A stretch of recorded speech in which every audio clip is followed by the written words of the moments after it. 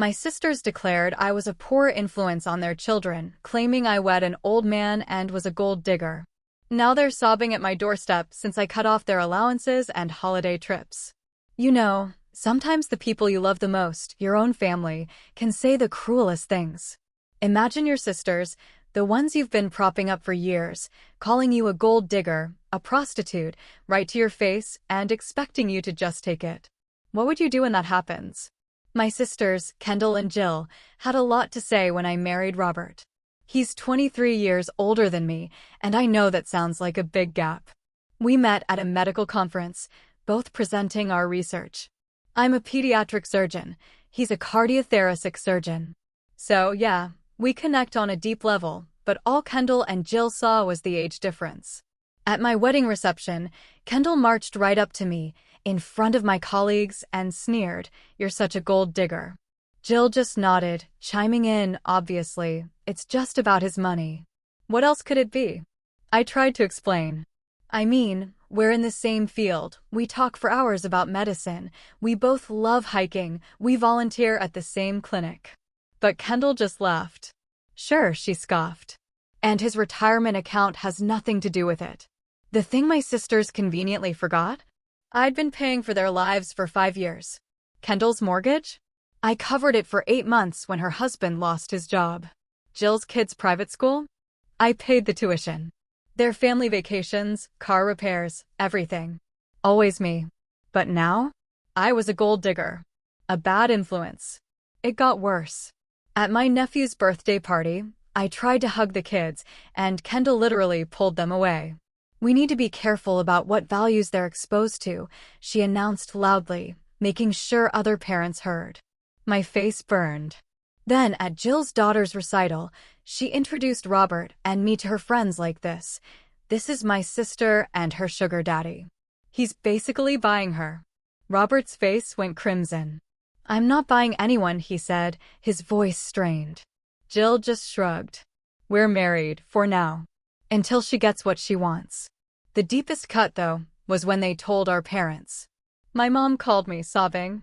Kendall says you're prostituting yourself, she choked out. That you sold yourself to an old man for money. Those were Kendall's exact words, not Mom's, but still. What will people think? My mom wailed. People will think I'm a successful surgeon who married another successful surgeon, I shot back, but it didn't help. The final straw came at Christmas. Kendall's kids ran up to me, beaming, Aunt Lisa. We're going to Hawaii because of you. Kendall yanked them back. We're going to Hawaii because Mommy and Daddy work hard, not because of her. But her oldest piped up, but Mom, you said Aunt Lisa pays for everything. Kendall whirled on me, her eyes blazing. Stop trying to buy my children's love. You're setting a terrible example. Marrying for money, using men, that's not something they should see as normal. Jill jumped in. We don't want our daughters thinking it's okay to be kept women. To sell themselves to the highest bidder. Robert was standing right there. They acted like he was invisible, just a wallet I'd married. That night, something inside me snapped. I made some phone calls. Canceled the Hawaii trip. Canceled Jill's Florida vacation. Stopped the automatic transfers for their allowances. Changed my credit card numbers, removed them as authorized users. Everything. Kendall called the next day screaming. The travel agent says you canceled our trip. Why would you do that? The kids were so excited. My voice was ice. Because I'm a gold digger, remember? A bad influence. You don't want your kids exposed to my values. That includes my money. She sputtered, that's different. The trips have nothing to do with that. The trips have everything to do with that, I countered. My gold-digging money paid for them. Can't have your kids touched by dirty money, can you? She tried to backpedal. Look, maybe I said some things. You've said lots of things, I interrupted, to everyone at every family event. So, no more trips. Sounds like a you problem. Jill called next. My credit card got declined. The one you gave me for emergencies. I canceled it. What if there's an actual emergency? She cried. Call your husband.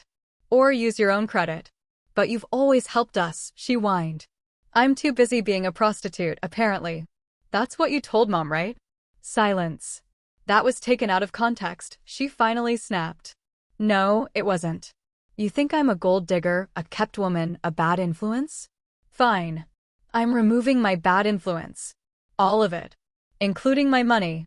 2 weeks later, they both showed up at my house. Robert answered the door. We need to talk to Lisa, Kendall said, not even looking at him. About what? He asked, his voice calm. Family stuff. You wouldn't understand, Jill added. I came to the door. They want their gold digger money back, Robert.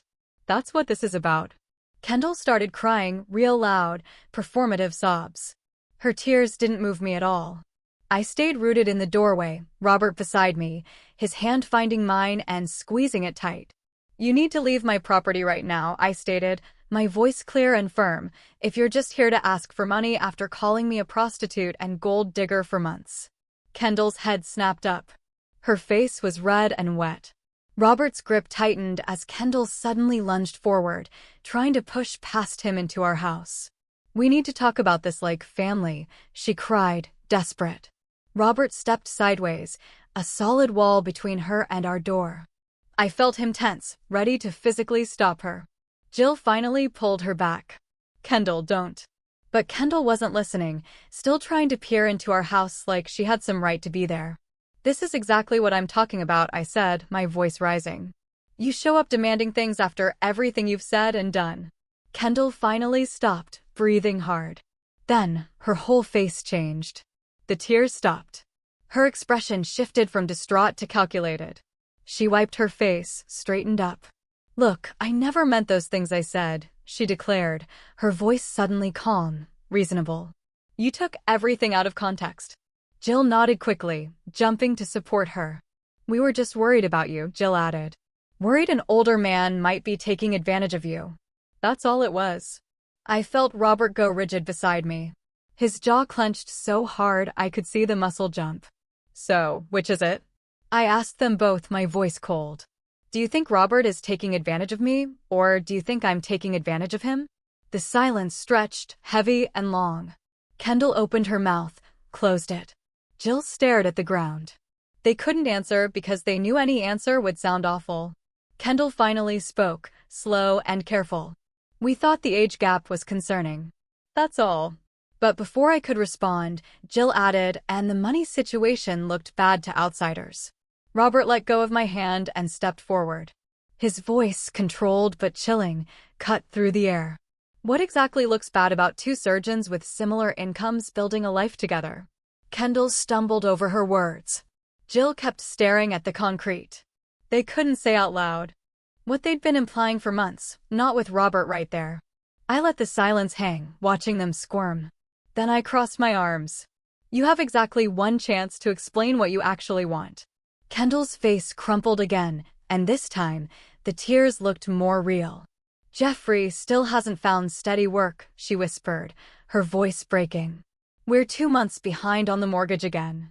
Jill spoke up, much quieter. Rosemary's school sent a tuition reminder last week. We can't cover it without help. There it was. The real reason they showed up at my door. Not to apologize. Not to make things right. Just to get money. The anger that hit me felt like fire in my chest. They still thought, after everything they'd said, after calling me those names and treating Robert like trash, that I would just hand over money like nothing happened. You're unbelievable, I said, looking from one to the other. Both of you. You actually think I'll just start paying for your lives again after everything you said? Gold diggers and prostitutes probably shouldn't be trusted with family financial decisions, right? And I definitely shouldn't be allowed around your precious children. Kendall flinched like I'd slapped her. Jill's face went red. But the kids are asking about you, Kendall tried, desperate. They want to know why Aunt Lisa doesn't come around anymore. I laughed, a harsh, humorless sound. Have you told Victoria and the others what you called me at Christmas? Have you explained to them why the Hawaii trip got canceled? Kendall's mouth opened, but nothing came out. Jill finally showed some backbone, stepping forward with her hands on her hips. You're punishing innocent children for adult disagreements. That's what you're doing. Robert cut in before I could respond, his voice sharp. You didn't seem concerned about those children learning values from a kept woman and bad influence until the money stopped. Jill's face went even redder, but she had no answer. I took a deep breath and laid out exactly what needed to happen. If you want any chance of fixing this, here's what it takes: a full apology to both Robert and me, in front of our entire family. An acknowledgement of the financial support I provided for 5 years. And a genuine explanation to your children about why you said cruel things about their aunt. Kendall's face went bright red, her hands clenching into fists. Jill shook her head immediately. That would humiliate me, Kendall cried, her voice rising. Making me apologize in front of everyone would make me look like a bad person. Something twisted in my chest, anger mixed with bitter amusement. That's exactly the point, I said. You spent months making me look bad. At my wedding. At family events. To our parents. To my colleagues. Now you're worried about looking bad. Kendall started to say something else, but I held up my hand. We're done here. You know my terms. Until you're willing to meet them, don't come back. Robert stepped back and started closing the door. Kendall and Jill just stood there on our porch, looking genuinely shocked that we were actually ending the conversation. The door clicked shut and I turned the deadbolt, my hands shaking. Through the window, I could still see them. Kendall gesturing wildly while Jill pulled out her phone. Robert pulled me away from the window, into his arms. My chest felt tight, my hands still wouldn't stop shaking. He held me while I tried to get my breathing under control. Through the door, I could hear Kendall's voice getting louder, then footsteps going down the stairs. Jill must have dragged her away. Robert guided me to the couch. I sat down hard, my legs suddenly weak. The whole confrontation kept replaying in my mind, Kendall's fake tears, Jill staring at the ground, their total shock when I held firm. Robert sat beside me, taking both my hands. His were warm and steady, mine felt cold and shaky. We sat like that for 5 minutes without talking. Then my phone buzzed. Jill, can we talk privately? Just you and me? No, Kendall. I showed Robert. He shook his head. 2 minutes later, another text. I think we can work this out between us. A private apology. Then we rebuild trust gradually. You don't need to humiliate me in front of everyone. Anger replaced the shakiness in my chest. She still didn't get it. Still thought she could avoid real accountability. I typed back quickly, you publicly humiliated me repeatedly. At my wedding. At family events. To my colleagues. Public accountability isn't negotiable. Her response came fast. That's cruel. You're punishing me for being honest about my concerns. Honest about her concerns? That's what she was calling it now? Calling me a prostitute was just honest concern? I didn't bother responding. Robert squeezed my hand. His voice was firm. I won't have my wife disrespected anymore. Not in private, not in public. What they did was wrong. They benefited from your money for years while treating you like garbage. His support made something loosen in my chest. Having him there, backing me up completely, meant everything. Kendall had tried to make him invisible. Jill had called him my sugar daddy. But he was my partner, my equal, my husband. And he wasn't going to let them keep hurting me. My phone buzzed again. Kendall, this time. Jill says you're being unreasonable. We came to apologize and you threw it in our faces. I showed Robert. His jaw tightened. They came to ask for money. That's what they came for, not to apologize. I knew he was right. If they'd really wanted to apologize, they would have done it. Instead, Kendall cried and Jill made excuses, and they both looked shocked when I held firm. Robert pulled me close again. You handled that perfectly. Your boundaries are completely reasonable. But my hands were still shaking. My heart was still racing. Standing up to them felt right, but it also felt hard. Really hard. They were my sisters. I'd been taking care of them for 5 years, and now I'd just shut the door in their faces. Robert must have felt me tense up, because he started rubbing circles on my back. They made their choices. They decided to publicly trash you and your marriage while taking your money. The consequences are on them. I nodded against his shoulder. He was right. I knew he was right, but it still hurt. The next morning, my phone rang at 6:30 a.m. Mom. I almost didn't answer, but Robert was already awake. He nodded toward the phone. Might as well get it over with. I swiped to answer. Mom's voice came through immediately, high and stressed. Lisa, what happened yesterday? Kendall called me sobbing. She said you were cruel and unreasonable. I sat up in bed. I told Kendall and Jill my terms for reconciliation. They didn't like them. What terms? Mom asked, worry in her voice. A full apology to Robert and me in front of the whole family. Acknowledgement of the financial support I gave them for 5 years. And an explanation to their kids about why they said cruel things about me. Mom went quiet for a long moment. That seems like a lot. Does it? I asked. Because they called me a gold digger at my wedding, in front of my colleagues. They told you I was prostituting myself. They treated Robert like he was invisible, like he was just a wallet. All of that was public, Mom. So why should the apology be private? I could hear her breathing on the other end. She had no answer. Robert sat up beside me, his hand on my knee, steadying me. Mom finally spoke again. Maybe you're being too harsh. Families should forgive each other. You can work this out privately without making a big scene. Anger spiked in my chest. You called me crying because Kendall told you I was prostituting myself. Do you remember that? Yes, but... She started. Do you think that deserves a private sweep under the rug? I interrupted. She told you I sold myself to an old man. Those were her exact words to you. Mom went quiet again. I pressed on. She said that to you. She said worse things to other people, at family events, at my nephew's birthday party, at Jill's daughter's recital. All public. All humiliating. So no, Mom. The apology needs to be public too. But the family, Mom said weakly. You don't want to tear the family apart. I'm not tearing anything apart, I corrected her. Kendall and Jill did that when they decided to publicly trash me while I was paying their bills. Mom's voice got smaller. I just feel caught in the middle. I don't want my daughters fighting like this over money and pride. This isn't about money or pride, I said firmly. This is about respect.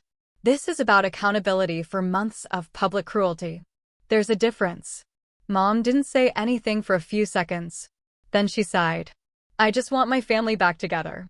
I do too, I said, but not at the cost of my self-respect. Not by pretending their behavior was okay. If they want to fix this, they know what they need to do. We ended the call a few minutes later. Mom still sounded stressed, but she'd stopped trying to convince me to back down. Robert pulled me back against him. You're doing the right thing. I know, I said, but I felt exhausted. It was only 6:45 in the morning, and I already felt drained. Work became my escape over the next few days. I threw myself into my surgery schedule, taking on extra cases. The operating room was the one place where everything made sense. Clear problems, clear solutions. No emotional manipulation, just medicine. But Camila noticed. She cornered me in the hospital cafeteria. I was grabbing coffee when she sat down across from me. You look tense, she said. More than usual. I tried to brush it off. Just busy. Long week. Camila raised one eyebrow. She'd known me for 6 years. We'd presented at 3 conferences. She could tell when I was lying. Family stuff, she asked gently. I looked at my coffee cup. Then I looked at her, and suddenly, everything came pouring out. The years of financial support, the cruel comments, the canceled trips, the confrontation, my terms, Mom trying to mediate, all of it. Camila listened without interrupting. When I finally stopped, she reached across the table and squeezed my hand. I was at your wedding reception, she said quietly. I heard what Kendall said. My stomach dropped. You heard? She nodded. I've been angry on your behalf ever since. Half the people there were shocked. Several of our colleagues have privately told me they're concerned about your family dynamics. Learning that my professional colleagues had witnessed that humiliation made my face burn, but it also made something settle in my chest, validation. Other people had seen it, had recognized how wrong it was. You did nothing wrong, Camila said firmly. Setting boundaries with toxic family members is healthy, not cruel. What they did to you, calling you those names while you were supporting them financially, that's what's cruel. Tears pricked my eyes, but I blinked them back. Thank you, I said, for saying that. She squeezed my hand again. You're one of the best surgeons I know. You're brilliant and kind and generous. Don't let them make you doubt yourself. We sat there for a few more minutes. Then my pager went off and I had to go. But Camila's words stayed with me. Other people had seen it. Recognized the cruelty. I wasn't crazy. I wasn't overreacting. What Kendall and Jill did was wrong. 2 weeks after the doorstep confrontation, my phone buzzed with a text from Kendall. "Can we meet for coffee? I need to talk to you." I stared at the screen for a long moment. Then I screenshot it and sent it to Robert. "What do you think?" I typed. His response came back 3 minutes later. "Up to you. But if you go, public place, time limit. Don't let her manipulate you." I read his message twice. Part of me wanted to ignore it. Part of me was curious. I typed back to Robert. "Good idea. I'll meet her at the cafe near the hospital. Lunch break tomorrow." Gives me an excuse to leave after 30 minutes. Robert sent back a thumbs up, then added, "I'm proud of you. You're handling this exactly right." I smiled at my phone. Then I texted Kendall, "Tomorrow, 12:30 p.m., cafe on Market Street near the hospital.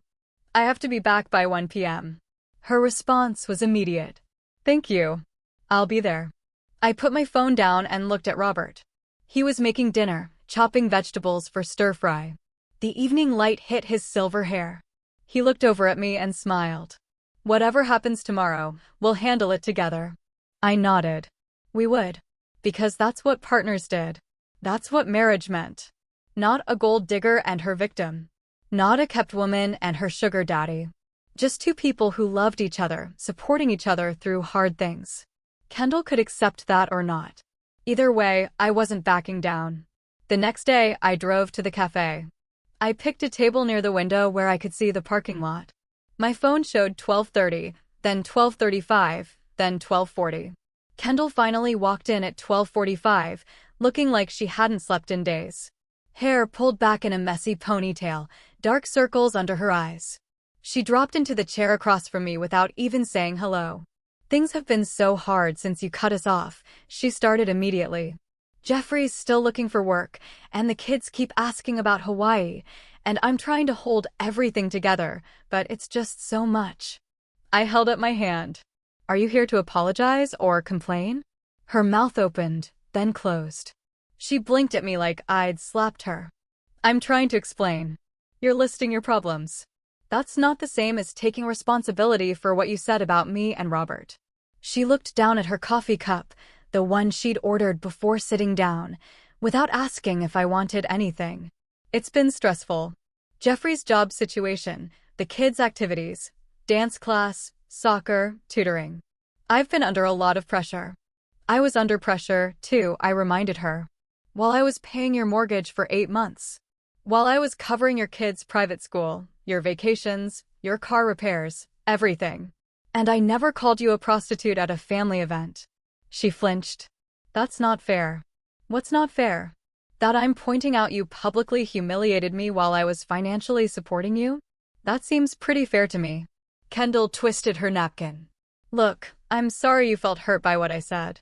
The non-apology landed like a brick. I felt my jaw tighten. "Sorry I felt hurt. That's what you're going with?" She looked confused. "What?" "Sorry I felt hurt isn't an apology. It's you saying I'm too sensitive. A real apology would be, sorry I said cruel, untrue things about you and your husband. Sorry I called you a gold digger and a prostitute. Sorry I made those accusations while you were paying for my life." Kendall's face went red. "You're being too sensitive about this. Siblings say harsh things sometimes. We fight. That's normal." I leaned forward. Calling someone a prostitute at their wedding reception isn't normal sibling conflict. Telling our mother that I sold myself to an old man isn't a fight. Pulling your kids away from me at a birthday party and announcing I'm a bad influence isn't harsh words. You involved our entire family, my colleagues. You made it public and cruel." She crossed her arms. "So, what do you want from me?" "I already told you. Full apology to Robert and me in front of the family. Acknowledgement of the financial support I gave you. Explanation to your kids about why you said those things." Kendall shook her head immediately. "That would make me look terrible in front of everyone." "You already made me look terrible in front of everyone. That's the point. You damaged my reputation. Now you're worried about yours. But extended family would think I'm awful. They'd judge me. They already judge me. You made sure of that. Remember? Gold digger. Prostitute. Kept woman. Your words, not mine. Kendall stood up, her chair scraping loudly. This isn't going to work if you're going to throw everything back in my face. I'm not throwing anything. I'm stating facts. You said those things multiple times to multiple people. And now you want me to just forget about it and go back to paying for your life? That's not how this works. She grabbed her purse. I tried. I came here and tried to apologize. You tried to blame your stress and offer a non-apology. That's not trying. That's manipulation. Kendall's eyes filled with tears, but I didn't feel bad anymore. I'd seen her cry before when she wanted something. When the crying didn't work, she'd get angry. I watched her face shift through the emotions like she was running through a script. Fine, she said, be that way. Until you're willing to take real accountability, I said, we have nothing more to discuss. She walked out without another word. Through the window, I watched her get in her car. She sat there for a minute before driving away. Her face looked angry. Not sorry, not remorseful. Just mad that I hadn't given in. I finished my coffee slowly, checked my phone. 12:58, perfect timing. I walked back to the hospital for my afternoon surgeries. That evening, I was making dinner when my phone rang. Unknown number. I almost didn't answer, but something made me pick up. Lisa? It was Jill. Can we talk? Just you and me. No Kendall. I put down the knife I'd been using to chop vegetables. About what? I think Kendall's approach isn't working. Jill's voice was careful. Too careful. I want to try something different. A strategy conversation. That's what this was. I leaned against the counter. I'm listening. What they said was hurtful, Jill started. I can acknowledge that. What Robert and I have is real, and we shouldn't have questioned it. I want to write you both a letter. A real apology in writing. Why not apologize publicly? I asked. You didn't have a problem being public before. There was a pause. I work in education. A public apology like that could affect my professional reputation. Parents talk. School board members hear things. I need to protect my career. The excuse sounded hollow even as she said it. You weren't worried about my professional reputation when you called Robert my sugar daddy in front of my medical colleagues. Silence. Long and uncomfortable. I could hear her breathing on the other end. That long pause stretched until Jill finally spoke again, her voice different now, smaller. Van is furious with me. He blames me for all of this. We fight about money every single night, and he says I destroyed our relationship with you on purpose. The words came out rushed, like she'd been holding them in too long. He's threatening to pull Rosemary out of private school. He says we can't afford it anymore, and it's my fault because I alienated you. Her voice cracked. Part of me felt bad for my niece, caught in the middle. Rosemary loved that school. But I recognized what Jill was doing, even as sympathy tugged at me. She was using her daughter to make me feel guilty, to make me responsible for fixing her marriage and her money problems. I took a breath. I'm sorry Rosemary is in that position. I really am. But your marriage problems aren't my responsibility, Jill. Your financial decisions aren't mine to fix. Especially not after how you treated me and Robert. You called him my sugar daddy in front of my colleagues. You told Mom I was prostituting myself. Those weren't mistakes made under stress. Those were choices you made repeatedly over months. Her breathing changed on the other end. Harder. Faster. So, you're just going to let Rosemary suffer? Let my marriage fall apart? You're going to be vindictive and enjoy watching us struggle. The anger in her voice was sharp now. All that fake calm gone. Is that what this is about? Revenge. I kept my own voice level, even though my chest felt tight. I'm not enjoying watching anyone struggle. But I'm also not going to be disrespected and insulted, and then immediately expected to resume financial support like nothing happened. You want accountability, Jill. Real accountability. Not just, sorry you felt hurt. Not just a private letter that lets you save face. You humiliated me publicly. So, if you want my help again, you take accountability publicly. She made a sound that was half laugh, half sob. You're being ridiculous. This is family. Family forgives each other. We move on. That's easy to say when you're the one who needs forgiveness, I said. When you're the one who needs money. Where was all this family forgiveness talk when you were calling me a kept woman? The line went silent again, but this time it felt different. Hostile. Then Jill spoke one more time, her voice cold. Fine. Have it your way. The phone clicked off abruptly. I sat there, staring at the ended call screen. My hand was shaking slightly. The confrontation left me feeling drained and angry and sad all at once.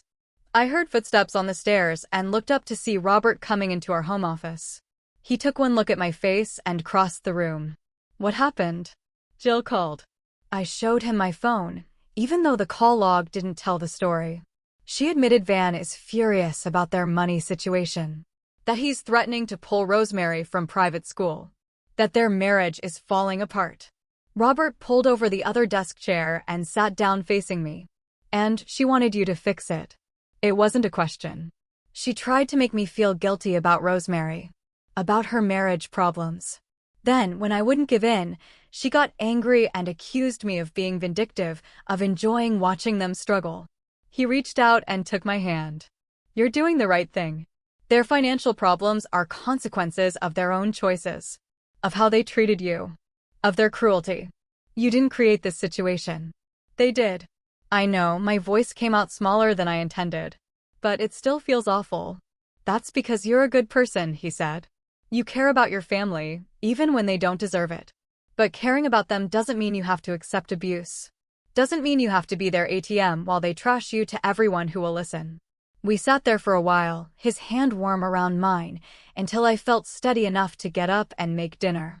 Life kept moving forward, even when family drama tried to drag everything backward. A month passed after that phone call with Jill. A month of blessed quiet where no one showed up at our door demanding money or called with crisis after crisis. I focused on work. Did 3 complicated surgeries in 1 week that all went well. Went hiking with Robert on a beautiful Saturday where the fall colors were just starting to turn the mountains orange and red. I started sleeping better at night, without the constant weight of my sister's judgment and demands.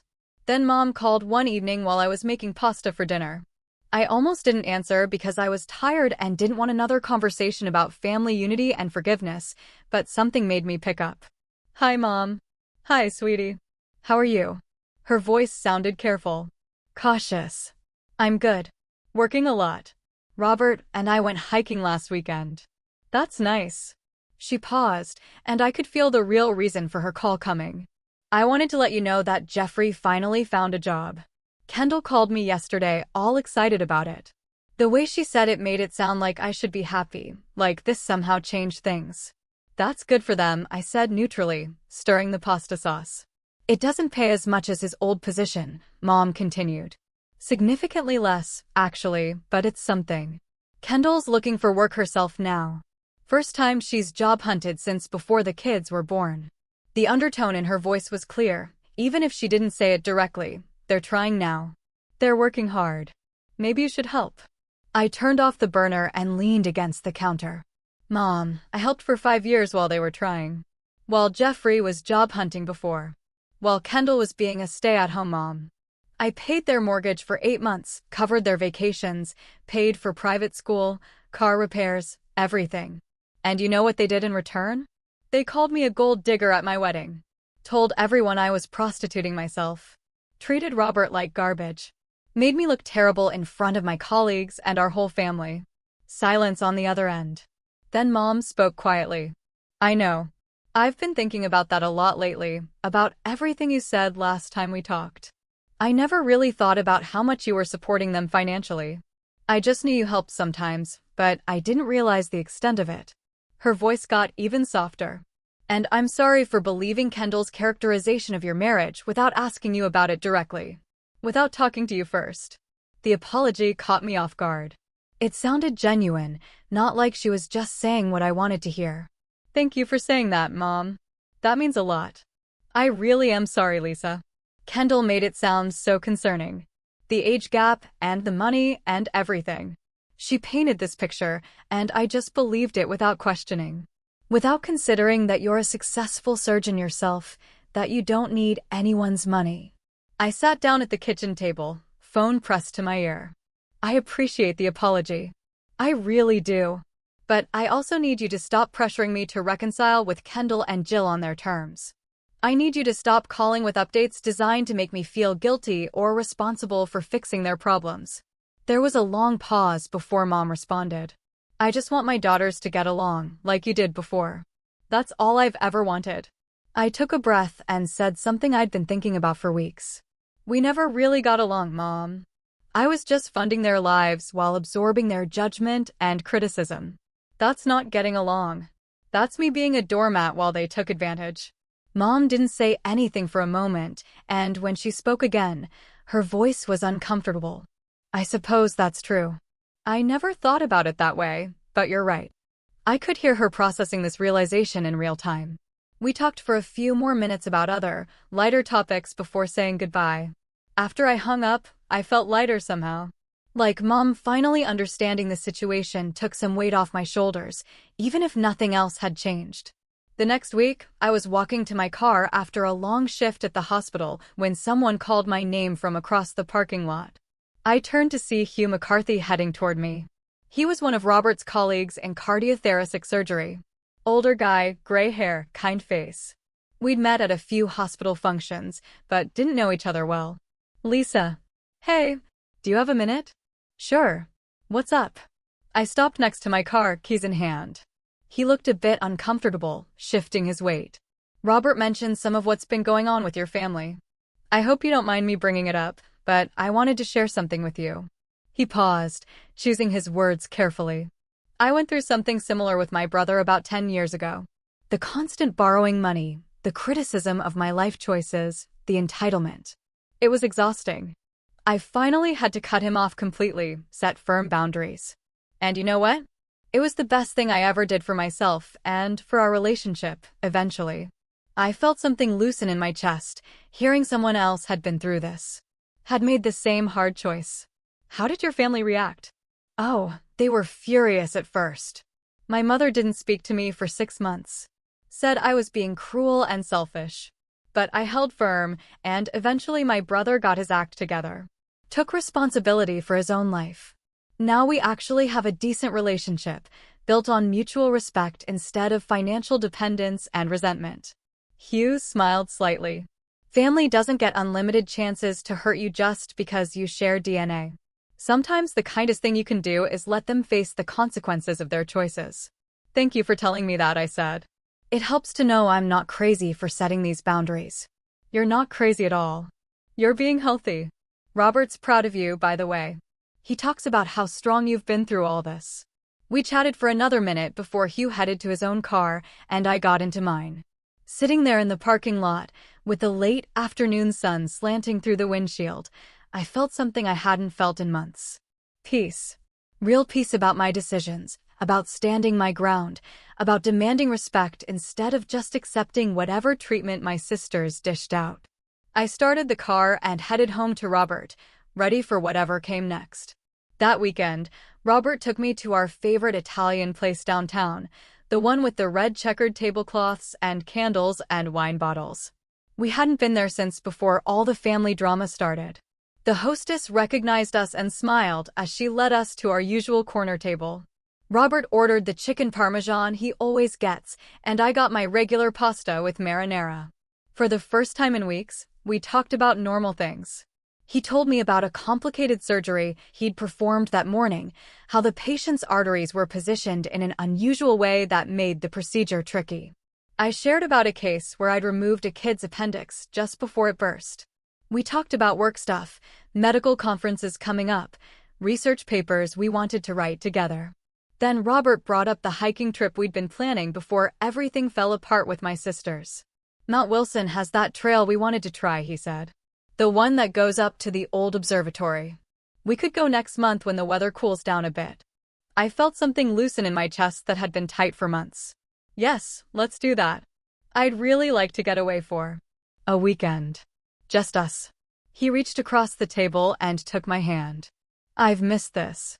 Missed us just being us, without all the family stress hanging over everything. Me too, I squeezed his fingers.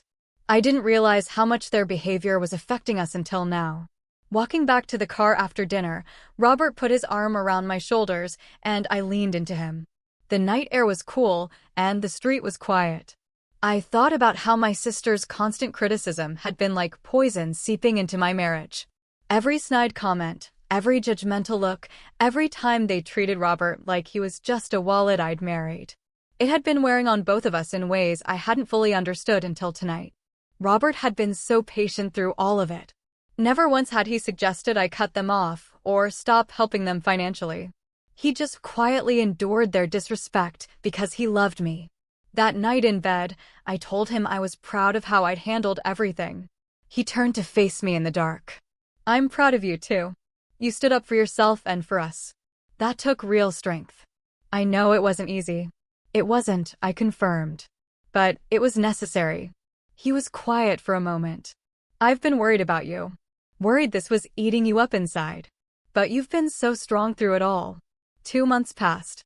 Work kept me busy with back-to-back surgeries and consultations.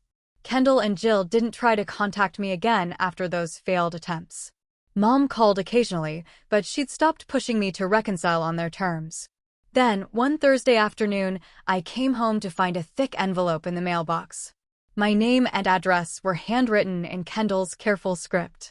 I took it inside and sat at the kitchen table, staring at it for a few minutes before opening it. The letter was 3 pages long, typed and printed, with both Kendall and Jill's signatures at the bottom. "Dear Lisa," it started.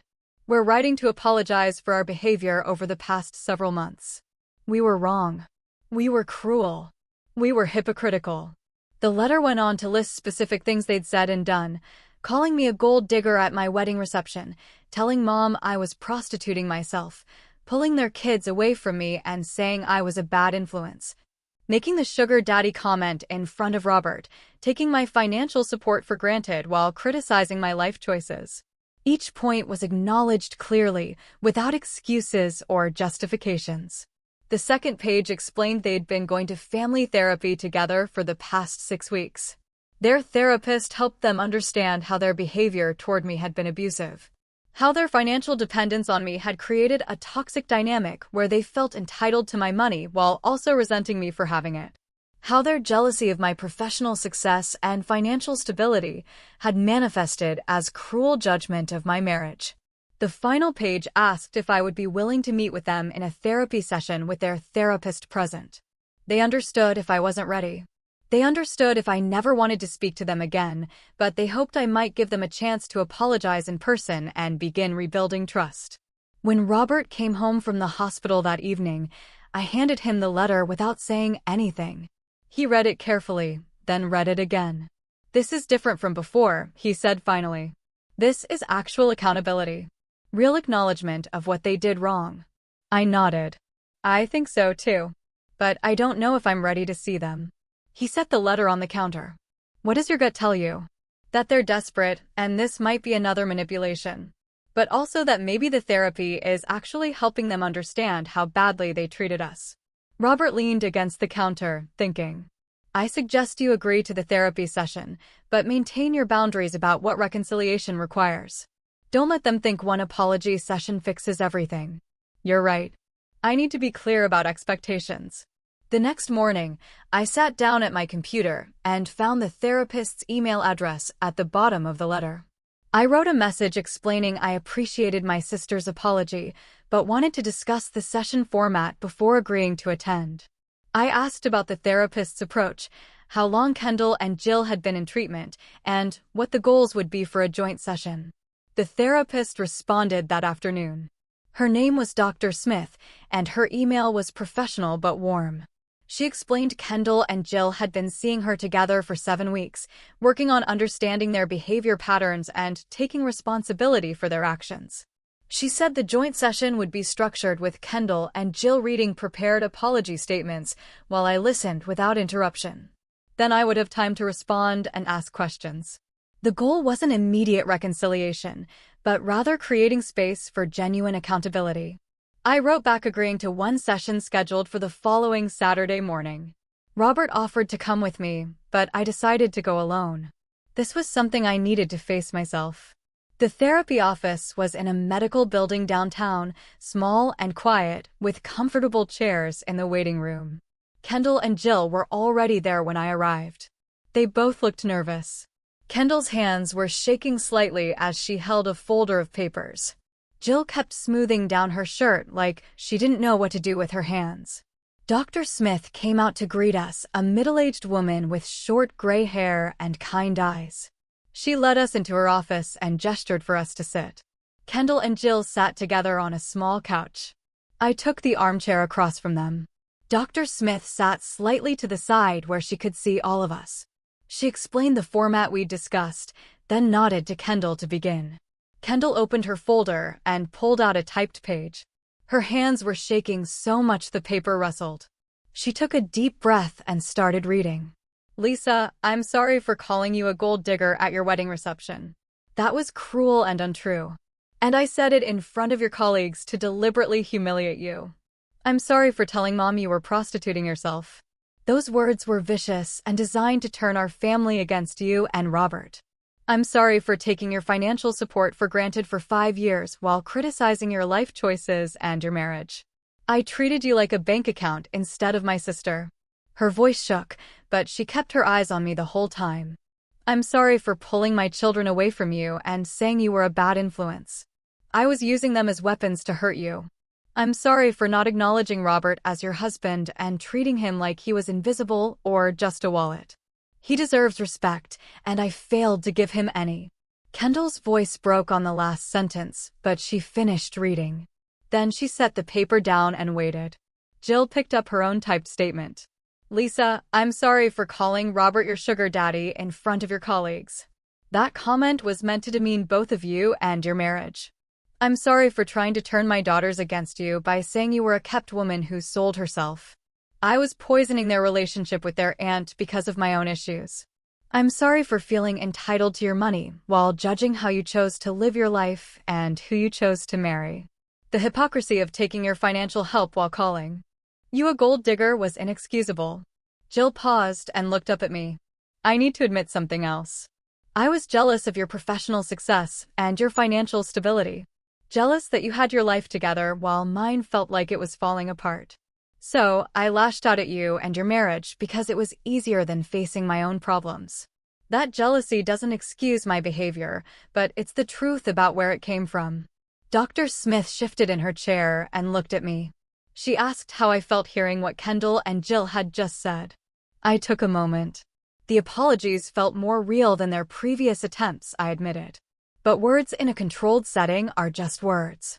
I need to see changed behavior over time, not just prepared statements read from typed pages. Kendall's hands were still shaking slightly as she set her paper down. Jill nodded slowly, like she understood. Dr. Smith made a note on her pad.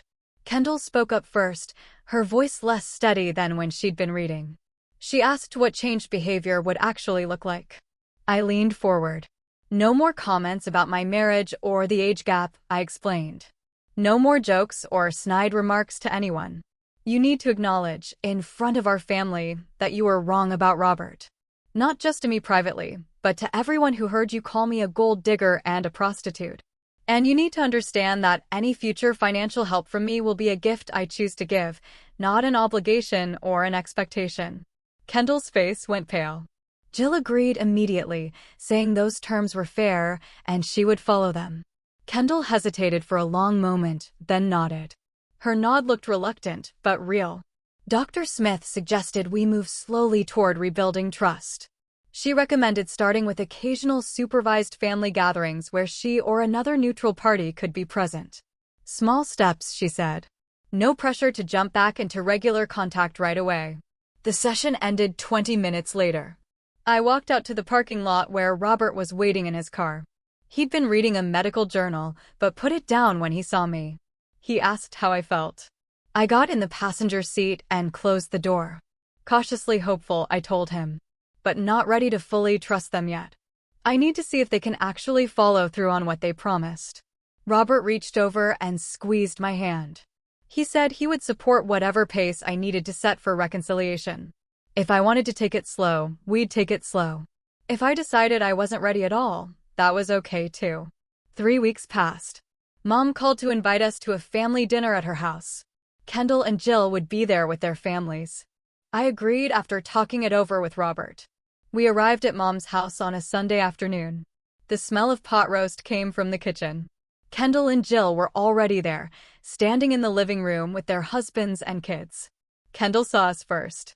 She walked over and greeted Robert warmly, shaking his hand and asking about his work.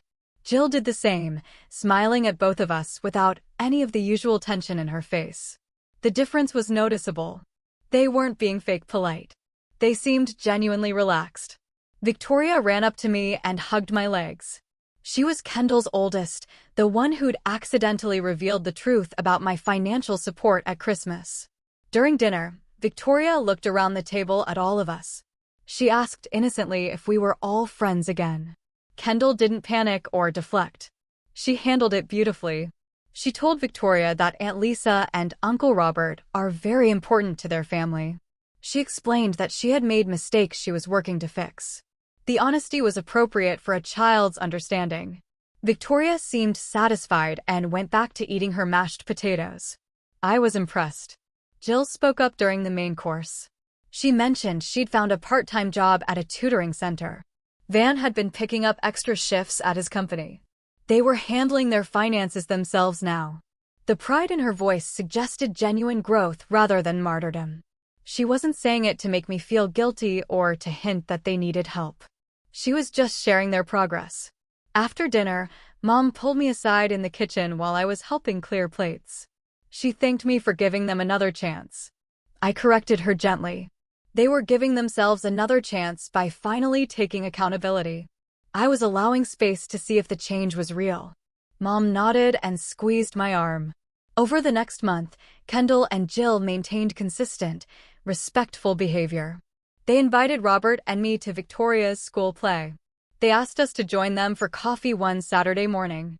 No weird comments. No hints about money.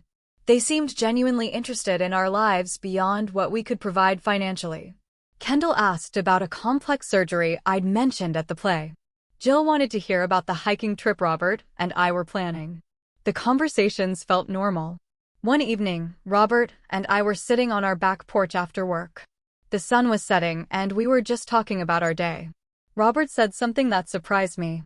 He told me he finally felt like part of my family rather than a walking wallet they tolerated. His relief was visible in the way his shoulders relaxed. I realized how much their treatment had hurt him too.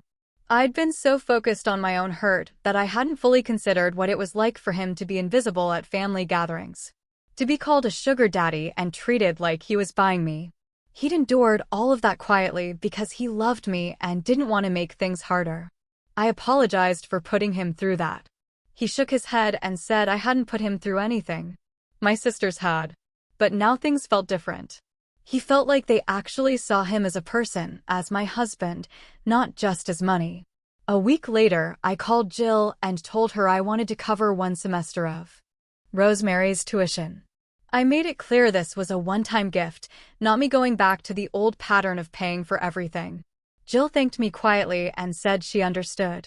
3 days later, a card arrived in the mail. Jill had written a long note thanking me for the help and explaining how much it meant to Rosemary. She didn't ask for anything else or hint at future support. The note felt genuine, like she actually got it now. Robert read it over my shoulder and squeezed my arm. He said it seemed like real progress. Kendall called 2 weeks later, asking if Robert and I could come to Victoria's birthday party.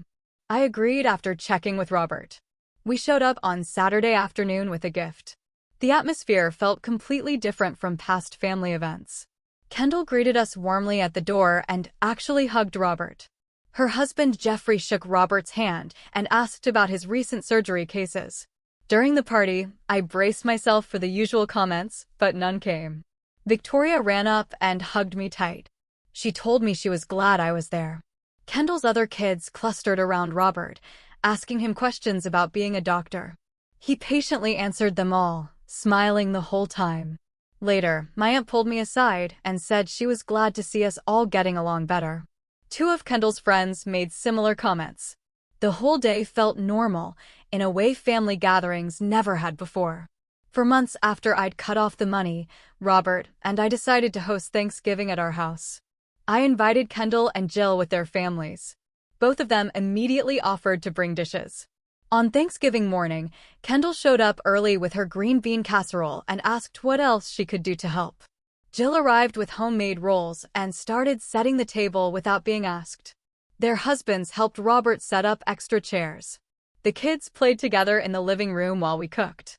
Kendall complimented our house and asked about the art on our walls.